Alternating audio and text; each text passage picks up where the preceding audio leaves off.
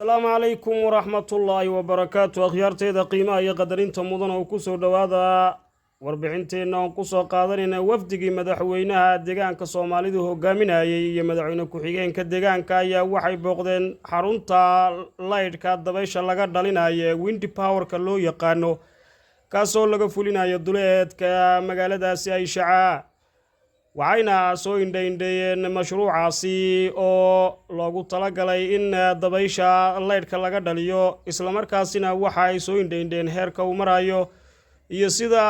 bulshada iyo guud ahaan dalkeennuba uu kaalin fiican uga qaadanayo in laga faa'iideysto adeega korontada oo bilaasha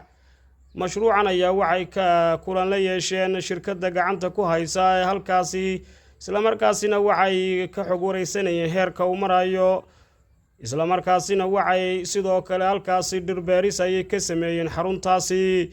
loogu talagalay in laga dhaliyo dabaysha madaxweyne ku-xigeenka madaxweynaha deegaanka iyo madaxweyne ku-xigeenka ayaa halkaasi sidoo kale waxay dhagax dhigeen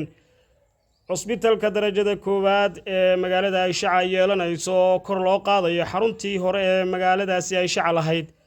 ayaa waxaa la dhagax dhigay cusbitalkaasi darajada koowaad waxaana uu wax weyn ka tari doonaa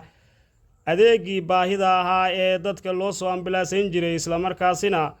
waxa uu meesha ka saari doonaa dhibaatooyinkii adeega caafimaadka waa kan wasiirka caafimaadka oo ka hadlaya ahmiyadda uu leeyahay bulshada wuxuu wax badan ka taraya inuu kor u qaado daboolka caafimaadka bulshada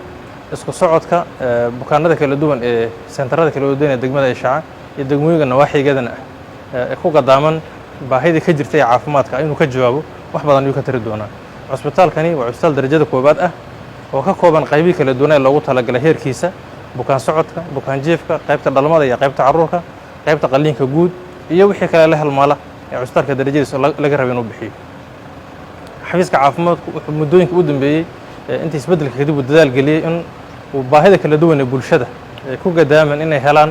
adeeg caafimaad oo tayeysan mudnaan gaara la siiyo waxaa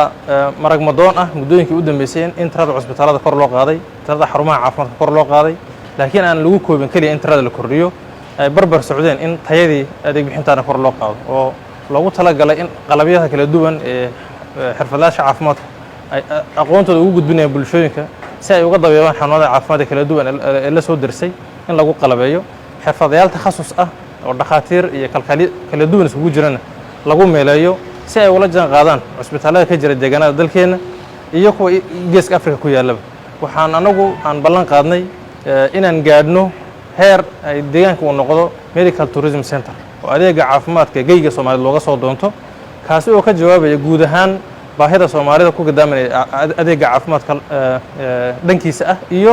deegaanada kale dalkeena ee jaarka la nahay in halka adeeg u soo doontaan shaqadan ay shaqeyn doonto xukuumadda deegaanka ayaa isbeddelka kadib ahmiyad ballaaran siisay adeegyada aasaasiga ah ee bulshada oo caafimaadku ugu horeeyo si tabashooyinka bulshada ee garta ah looga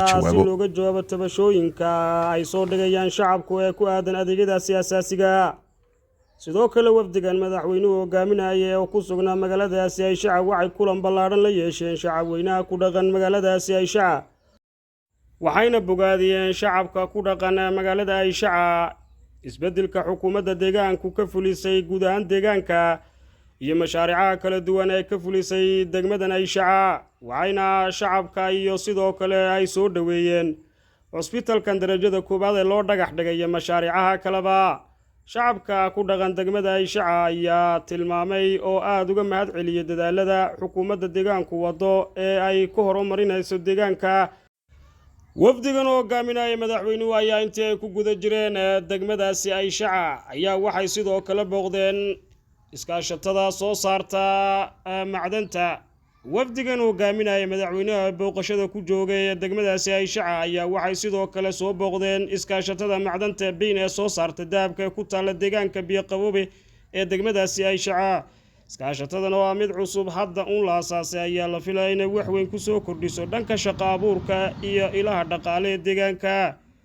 gobolka City ayaa qani ku ah kheyraadka kala duwan ee macdanta wax soo saarka beeraha iyo guud ahaan marinada muhiimka ee ganacsiga dhaqaale ee dalkeena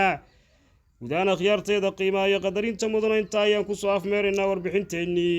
intaan warkan war lamida ku kulmi doono waxaan idinku dhaafaynaa sidaas iyo amaana Allah